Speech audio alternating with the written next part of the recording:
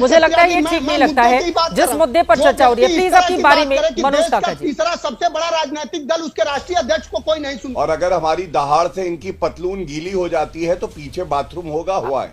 आपकी पतलून गीली हो रही थी समाजवादी पार्टी में, इसलिए भग गए सरकार बदलते ही। हेलो एवरीवन, कैसे हैं आप सब? उम्मीद करते हैं आप सब ठीक होंगे। चल रहे डिबेट के बीच में जब गौरव भाटिया ने कहा कि आजकल अखिलेश यादव को कौन सुनता है, तो वहीं सपा के प्रवक्ता मनोज काका ने उनकी ऐसी धुलाई की। आइए देखते हैं ये विस्फोटक डिबेट। पिक्चर चालू करो बे। सबसे पहले गौरव भाटिया जी आपसे ही शुरुआत करते हुए, अखिलेश यादव का यह कहना है कि जो मिली जुली संस्कृति है उसको खत्म करने का प्रयास भारतीय जनता पार्टी की ओर से किया जा रहा है। मेले का मतलब ही है कि सभी धर्म के लोग वहां पर पहुंचाएं, आपस में मिले जुले, लेकिन ये बातें आपको रास नहीं आ रही। क्या है जवाब इस पर गौरव भाटिया जी? चित्रा जी, अखिलेश यादव जी ने जो कहा है उस पे आएंगे। वैसे भी अखिलेश यादव जी को कौन आज की डेट में सुन रहा है? अच्छा, बताता हूं क्यों। आप बताइए, अबू आजमी ने जो औरंगजेब को एक महान शासक बताया था, क्या जरूरत थी? ये चिंगारी कौन है?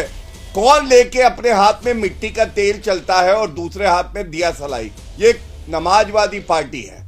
और देखिए, अबू आजमी ने एक बार भी अपने वक्तव्य पे माफी नहीं मांगी। उससे बड़ी बात है, अखिलेश यादव ने कहा ये उनकी अभिव्यक्ति की आजादी है, उन पे कोई कार्रवाई नहीं करी।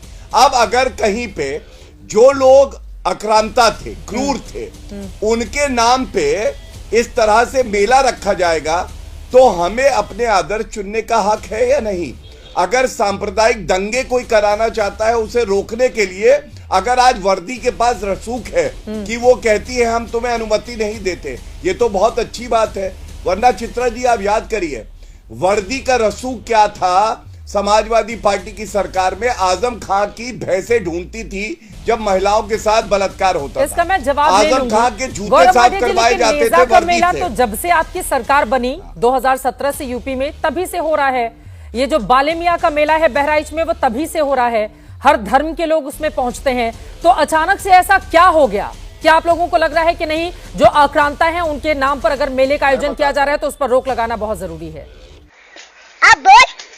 देखिए, अगर कोई चीज गलत कभी भी हो रही थी तो ये नहीं कि उसको सुधार करना अब नहीं हो सकता है।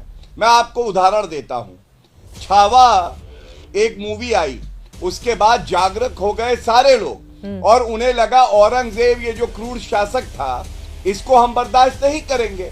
आज याद करिए, मोदी जी की सरकार आई तो औरंगजेब रोड जो इन्होंने नाम दिया हुआ था इंडिया गेट पे, उसको बदला गया और डॉक्टर एपीजे अब्दुल कलाम करा। क्या ये कहा जा सकता है अरे ये तो नाम हो गया तो अब आगे भी रहना चाहिए? नहीं।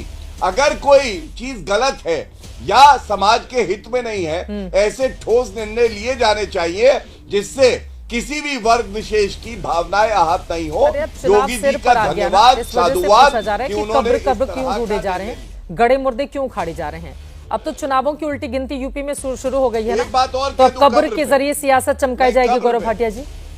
मैं कब्र पे हाँ।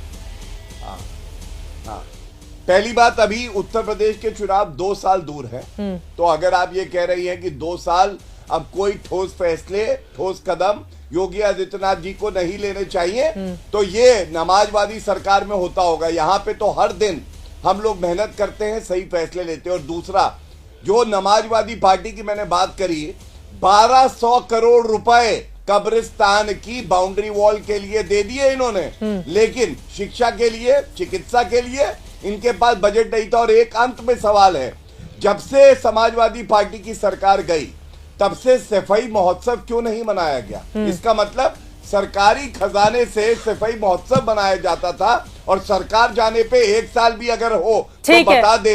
मैं जवाब ले लेती हूँ।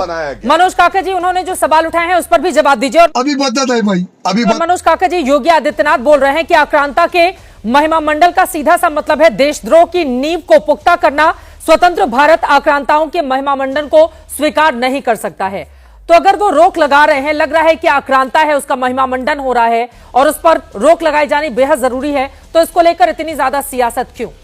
मनोज काका जी, अभी बता है भाई, अभी बता है। देखिए चित्रा जी, आपके शुरुआती संदर्भ में कई सारे सवाल पूछे गए। एक तो हमारे साथी ने पूछा कि अखिलेश यादव को सुनता कौन है। अखिलेश यादव को इसी उत्तर प्रदेश में एक अधिवक्ता थे, महान थे, उनको मैं प्रणाम करना चाहूंगा। दिवंगत हो गए वीरेंद्र भाटिया सुनते थे, और अखिलेश यादव को उनका बेटा गौरव भाटिया, जो कभी सपा में रहता था, दिन रात चाटुकारिता करता था कि यही नहीं, अभी और सुनिए, कब अखिलेश यादव से मुलाकात हो जाए, कब अखिलेश यादव की नजरें इनायत हो जाए। जो हमारे यहाँ अतिरिक्त अधिवक्ता भी थे सरकार में, चारण चंपना में पहला नंबर था, वो भी सुनते थे। मनोज काका जी, आपसे किस पर सवाल पूछा जा रहा है?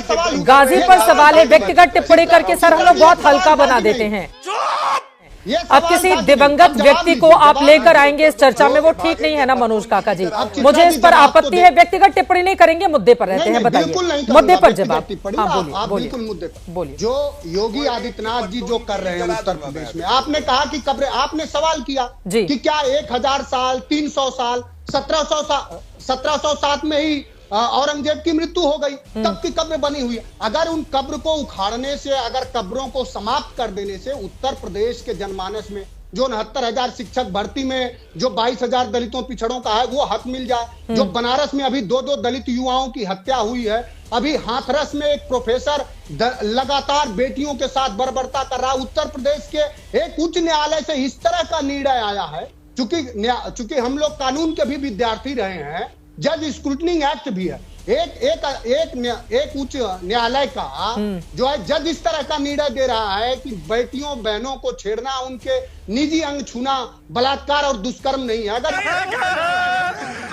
इन सब सारी समस्याओं से निजात मिल जाए, क्योंकि उत्तर प्रदेश के मुख्यमंत्री जो है उनको धार्मिक उन्मादी बयान औरंगजेब पर, सलार गाजी पर अनवरत इसलिए देते हैं कि वो उत्तर प्रदेश के 25 करोड़ जनमानस को और 25 करोड़ घरों से निकले हुए नौजवानों को रोजगार देने के बजाय पेपर लीक दिए हैं। यही नहीं, अभी और सुनिए, उत्तर प्रदेश में जिन नौजवानों को अखिलेश यादव जी लैपटॉप देते थे, उन नौजवानों को धार्मिक उन्माद भरा माहौल दे रहे हैं। उत्तर प्रदेश में जिन किसानों को उनके फसलों का दाम मिलता था, उन किसानों पर लाठियां बरसा रहे हैं। इसलिए वो जानते हैं कि चूंकि वो बुनियादी सवालों पर कोई जवाब नहीं दे सकते हैं। बनारस से, गाजीपुर से लेके गाजियाबाद तक लगातार अपराधियों को सरकार का संरक्षण है। धर्मात्मा निषाद से लेकर के अब उनके मंत्रियों की खूबी सुनिए। उनके मंत्रियों की खूबी यह है कि उनके कैबिनेट में रहने वाले मंत्री ये कहते हैं कि मैंने तो 8 दरोगाओं के हाथ पैर तोड़ दिए थे। अरे बाप रे, ये तो धोती खोल रहा है।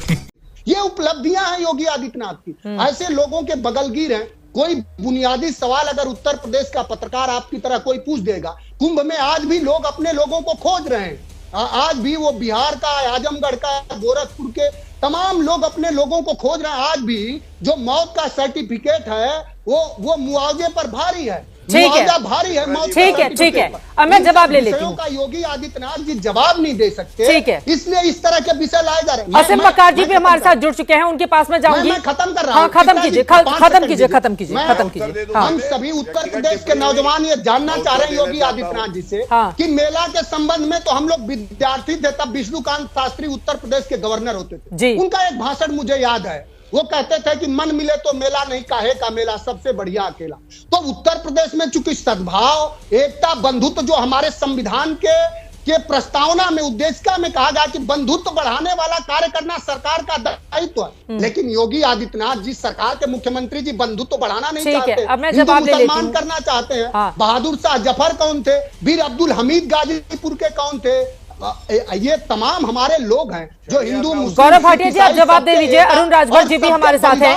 उनकी पार्टी लगातार इस मुद्दे को और ज्यादा बड़ा करने की कोशिश कर रही है, लेकिन ठीक है, मैं गौरव भाटिया जी से पहले जवाब ले लेती हूँ, उसके बाद मैं बाकी लोगों के पास आऊंगी। ठीक है सर जी, इसलिए वो चाहते हैं। मनोज काका जी बोल रहे हैं, गौरव भाटिया जी आप लोगों के पास कोई उपलब्धि है नहीं बताने के लिए, इस वजह से गड़े हुए मुर्दे उखाड़ने की कोशिश कर रही है बीजेपी। ठीक है सर, मैं जवाब ले लेती हूँ। बोलिए गौरव जी।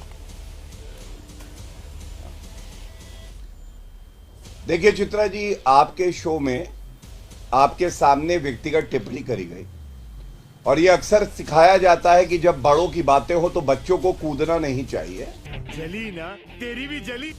इनको शायद ये पता नहीं है कि श्रद्धेय मुलायम सिंह यादव जी मेरे पिताजी को अपना भाई मानते थे, और मेरे पिताजी भी उनको भाई मानते थे। अखिलेश यादव कोई नेता नहीं थे मेरे पिताजी के लिए, पहली बात। दूसरी बात, अखिलेश यादव शब्द थोड़ी है, बीच में ना बोले, मुझे याद वो बीच भी में- है बीच में ना कि बोले। आप राष्ट्रीय अध्यक्ष अपनी को क्या अपनी बारी मानते में थे? अपनी अपनी आप बारी क्या में मानते ये जो थे? देखिए, जो गवार दिवंगत बनाया लोग हो है गए ना, हैं इसलिए उनको करो। व्यक्तिगत तौर पर हम किसी मुद्दे वाली चर्चा में लेकर आए, अरे मुझे लगता है ये मैं ठीक नहीं मुद्दे लगता है की बात जिस कर रहा मुद्दे पर हूं। चर्चा हो रही है। जो प्लीज व्यक्ति अपनी इस बारी तरह की में बात करे कि मनोज देश का काका जी। तीसरा सबसे बड़ा राजनीतिक दल उसके राष्ट्रीय अध्यक्ष को कोई नहीं सुनता। ठीक आज है देश में मनोज बहुजनों काका जी, के आपकी सबसे बात बड़े हो गई है, नायक हैं, अब दलितों जब आप के सुनने का शांत हो धैर्य जाए। दिखाइए माननीय प्लीज, अखिलेश यादव जी, ऐसे तो डिबेट कौन नहीं हो पूरी पाएगी दुनिया में प्लीज। जानता है उनके विकास मनोज काका जी, समाजवादी मानवीय ठीक है, राजनीति को। ठीक है। अखिलेश यादव जी है। मानवता के स्तर पर जो विकासात्मक राजनीति मनोज का काका तस्वीर जी। पेश किए हैं, उसी का फीता 11 साल से योगी आदित्यनाथ और नरेंद्र मोदी जी मनोज काटते काका रहे। जी, अगर आप क्या बात चुप कर नहीं रहे हैं? होंगे तो फिर मुझे आपका ऑडियो डाउन करना पड़ेगा सर, प्लीज। आप डाउन आपसे कर दीजिए, गुजारिश आपको है, पूरी स्वतंत्रता है चित्रा जी। आपसे गुजारिश शाबाश बेटा। गुजारिश है, प्लीज। आपने सवाल उठाए हैं, जवाब सुनने का धैर्य दिखाइए। गौरव भाटिया जी।